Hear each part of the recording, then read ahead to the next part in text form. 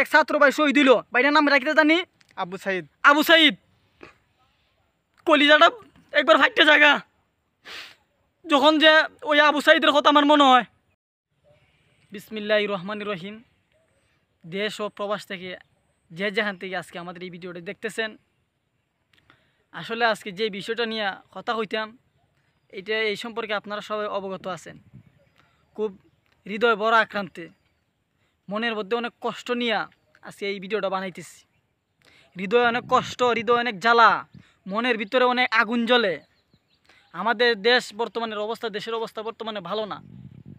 আমাদের ভাই, আমাদের বোন রাজপথে তারা তাদের রক্ত দিতেছে আপনার এই কৌটা নিয়ে। কৌটা বাতিলের দাবিতে নয়, তারা কৌটা ফারছেন কমানোর দাবিতে, যাতে আপনার নাতি নতি হলতে না পায়। কারণ যারা দেশটা স্বাধীনতা করছে, মুক্তিযুদ্ধ যারা করছে তারাই পাইতো, তারা ছেলেরা পাইতো।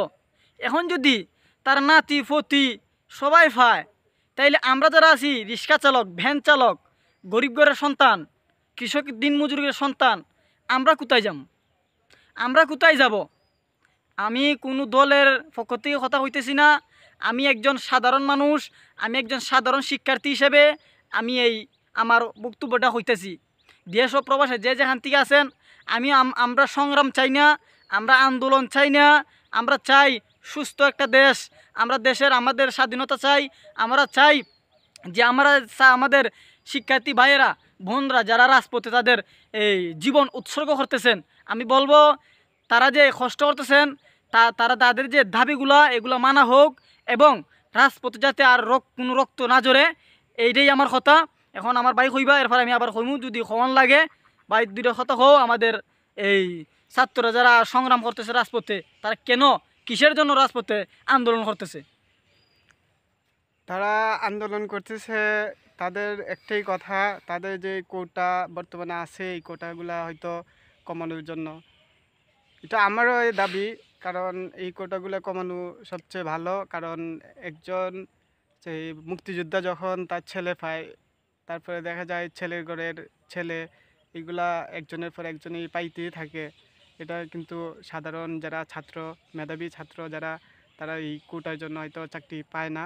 অনেক অসহায় দরিদ্র মানুষ আছে যারা রিক্সা চালক, অনেক আশা নিয়ে পড়াশোনা করতেছে যে একটা ভালো চাকরি পাবে, কিন্তু তারা এগুলা নিয়ে ভাবতে পারতেছে না। তো যারা আন্দোলন করতেছে, কিন্তু তারা চাইছিল যে সুষ্ঠুভাবে আন্দোলন করার জন্য, কিন্তু এইভাবে যে হবে দেশে এটা ভাবতেও পারছে না তারা। তো এইভাবে হওয়াটা ঠিক না, কারণ একবার রক্ত ঝরাইয়া আমরা দেশ স্বাধীন করছি। এখন যদি আবার দেশ স্বাধীন করতে হয় রক্ত ঝরাইয়া, এটা কি ঠিক? আমরা সবাই মানুষ।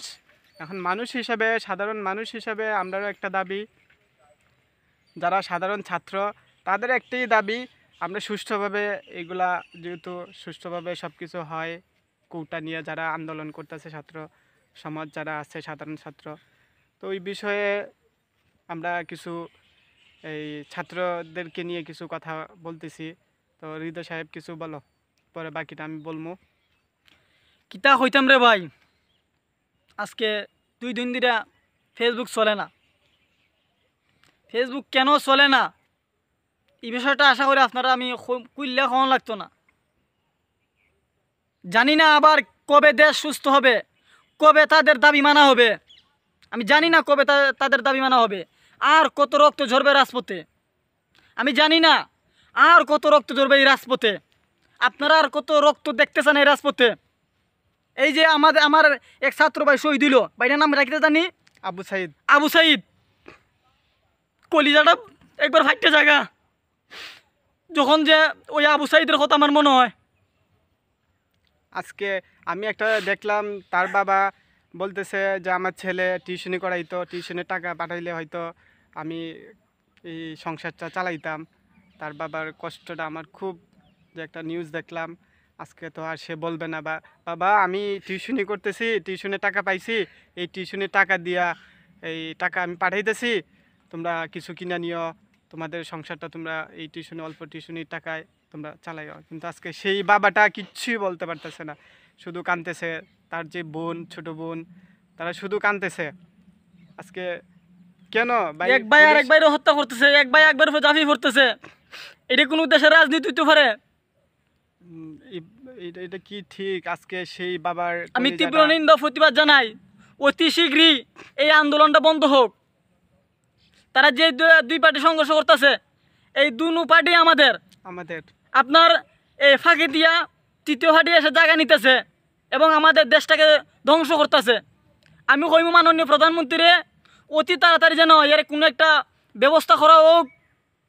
আমি চাই না আর রক্ত, আমি চাই না মিয়া মা আমার আর ভাই হারাতে, আমি চাই না আর কোনো মা তার সন্তানকে হারাক, আমি চাই না কোনো ভাই তার এই বোনকে হারাক, আমি চাই না কোনো বোন তার ভাইকে হারাক। এটা কোন ধরনের রাজনীতি হতে পারে? এতদিন ধরে তারা আন্দোলন করতেছে, এই আন্দোলনটা আপনারা এতদিন ধরে এটার কোনো সমাধান করতে পারতেছেন না। আমি জানি না কবে এর সমাধান দেখতে পারবো। আমি আর কথা বলতে চাই না, এতটুকুই আমার কথা।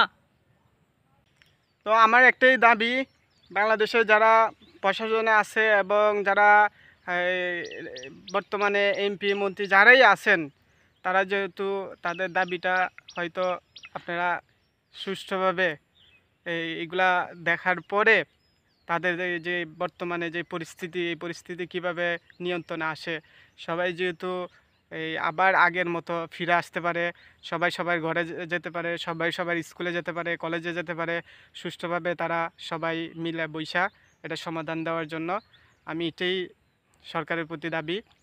যারা প্রশাসনে আছেন, যারা বর্তমানে এমপি মন্ত্রী যারাই আছেন, সবাই একতা হয়ে এই সাধারণ ছাত্রের মনে মনে জায়গা করে নেন।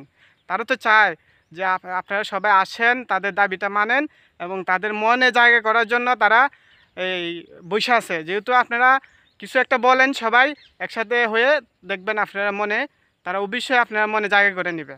এটাই আপনারা দেখেন, আপনারা আসেন না, সবাই একসাথে হন, আপনারা সবাই একসাথে হন, আপনারা যারা রাজনীতি করেন সবাই একসাথে হন, দেখবেন আপনারা সাধারণ জনগণ আপনারা কীভাবে ভালোবাসে, সাধারণ ছাত্ররা কীভাবে আপনাদেরকে পছন্দ করে। আপনারা এটাই চিন্তা করেন না যে আজকে আমি আসি, আজীবন দুনিয়াতে থাকবো। দুনিয়াতে কেউই থাকে না, একদিন দুনিয়া থেকে আপনার বিদায় নিতে হবে। যে এমন জিনিস করুন না যে জিনিসের জন্য আলহামদুলিল্লাহ বলে মরার পরে। আপনারা সবাই আসেন, ভুল তো হয়ই, মানুষেরই হয়, হয়তো এখন আসতে পারছেন না, মানুষ অনেক অনেক ছাত্ররা মারা গেছে। এখন যেহেতু সবাই এটা নিয়ে সবাই বলতেছে, আপনারা সবাই আসেন, আইসা এটা সমাধানে একটা এই কীভাবে সমাধান হয় এটা সবাই বইসা একটা সমাধান দিয়ে দেন। যারাই আছেন, যারা আপনাদের কথা শুনতেছে, অনেক এমপি আছে ভাইরাল, তারা কথা অবশ্যই শুনবে।